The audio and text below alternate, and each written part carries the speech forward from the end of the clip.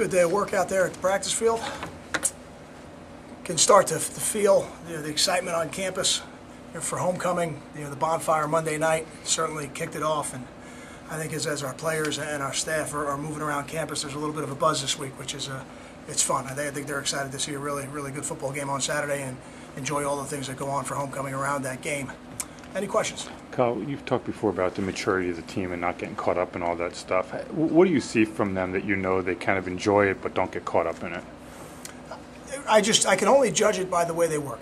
And when I turn the film on, I see players on both sides of the ball working to get better each week, working to learn the game plan as best you can in the few days you have to do that before you play.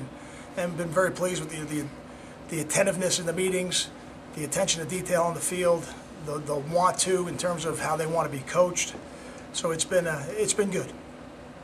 Kyle, your players have talked about embracing the challenge of kicking off to Archer, and because they have so much trust in the kickoff coverage team. Does the coach feel the same way?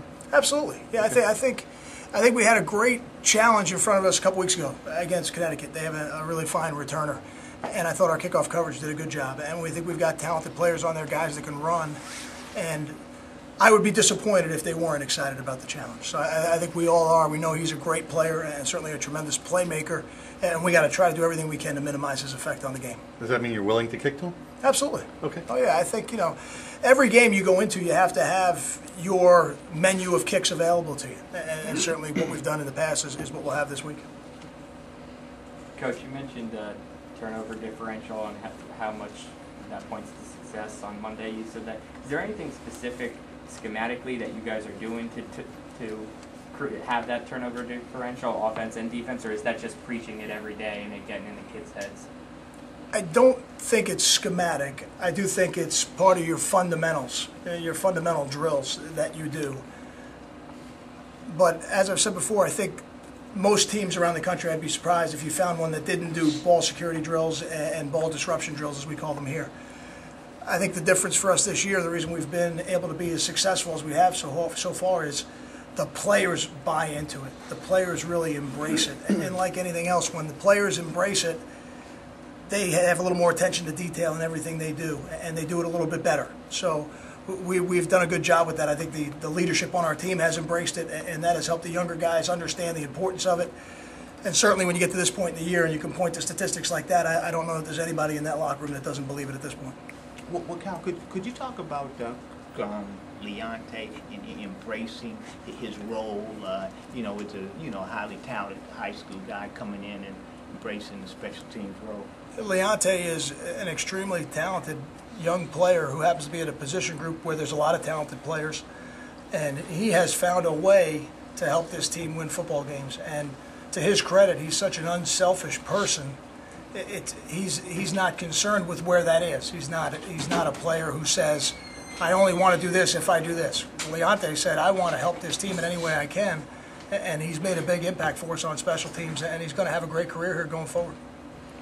I guess they have a senior quarterback who's thrown for 7,000 yards in his career. What do you see out of him? Is the composure there, the poise in the pocket, is that those things that come through? Very poised, very accurate. I wouldn't necessarily describe him as a runner, but he's good enough with his feet in the pocket to be elusive and hard to get down.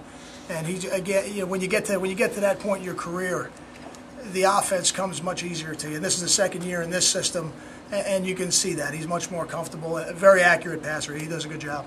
Are they multiple offensively? What are they all about? I would describe them more as a gun-run type team. You'll see them in the shotgun quite a bit, and they move number one around to make sure he gets his touches in different places. Sometimes they'll hand it to him, sometimes they'll throw it to him. They have a speed sweep series that they run with him to try and give it to him on the move, and then they use that as kind of a fake to run some other plays. So it's a multiple offense, but it's a spread gun-run type of offense. Coach, what have you seen out of Pratt lately? It looks like his role might be a little bit different in this passing game than it was last season. I don't know if I'd want to go back to last season. I think I think everybody's role last season was different because of the year Muhammad had. I think that's probably had more of an effect on it than anything. I think he's playing the same position and he's running similar routes. But what Karan does every week for us is he provides not only consistency of performance, but the flexibility to really move him into any of the positions as a wide receiver. So he's a very valuable guy. Kyle, so much tape gets out on everybody. Everybody knows you're a blitzing team. Why are you still able to have success doing it? I don't know if there's many surprises at this level of football with the amount of film that is out there. Sometimes teams may have a formation difference or maybe a little bit of a schematic blitz difference, but at the end of the day, there's really not too much of a difference in what you see on game day from what you see on film. Really, it's about execution. How precise can you be as you perform what you do on film, and then playing with great emotion. You can't play football at a high level without a tremendous degree of emotion. And I think when I certainly turned on our game from last week, I saw a team and players playing with a lot of emotion, and that gets you off blocks. That keeps you on blocks. That allows you to go up and take a ball out of the air even when you're covered sometimes.